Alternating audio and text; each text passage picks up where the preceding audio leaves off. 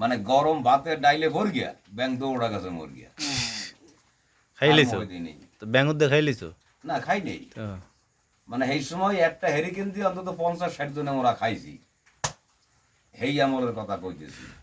হ্যাঁ একটা হেরিকেন দিয়ে 50-60 জন খাইছো 50 জনে খাইছি, আর এর একটা বাল্বে খাইতে না 20 জন 50 জনে খাইছি, হ্যাঁ 2 লাইনে বইছে। ওই মাথায় কি কেউ দেহেই না, ব্যাং পরে না তেলা চোরা পরে, কেউ দেহে না, খাওয়ার কাম খায়। যদি ওই ছোট ব্যাং পরে মোহে মনে হবে যে ওই ভাজা মরিচ খাই। এই দিনও গেছে পুষ্টিকর খাবার নাকি? পুষ্টিকর খাবার।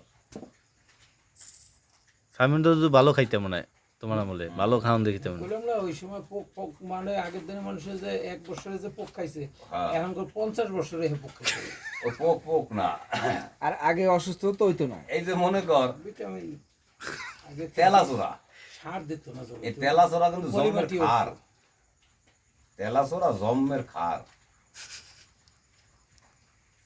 আগে পলিমাটি উঠতো জমিতে, ওইটাই পলিমাটি হয়েছে সবচেয়ে শক্তিশালী মাটি, কোনো সার ইউজ করতো না।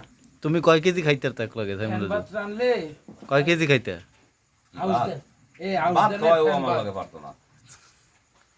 ও আমি ওই ছিল যে বালামশাদের জিগা, ও ছিল মন্টু ছিল প্রফুল্ল বালা ছিল। বালামশাদের জিগা আমি ওই গেয়া থেকে নিমন্ত্রণে গেছি, তো হইলে যাওয়ার কথা 30 জন, ওই যে ওই হরনাথ বাইনের বাড়ি গেয়াতি বাড়ি, 30 জন যাওয়ার, মোরা হিনতে গেছি 10 জন। উনি গেছে রবিবেলা ঢালা, এই মোরা মানে ওই ভিতরে বেজে মুই ছোট, আমরা গেছে। আর উনি গেছি পর ওনাকে যে বাইর বউরা, এরা কয় 30 জন হওয়ার কথা, আইছেন 10 জন, বাদ বাকি 20 জন আর তার যার যার পকেটে দিয়ে দেবো। ভালো কথা হয়েছে। ওনার বাইর বউরা যারা ওই বেশি হই না আছে, এই যে রবিবেলা কয় কি না আমাকে ভিতরে একজন আছে না খাওয়া অভ্যাস নাই, ঠিক আছে।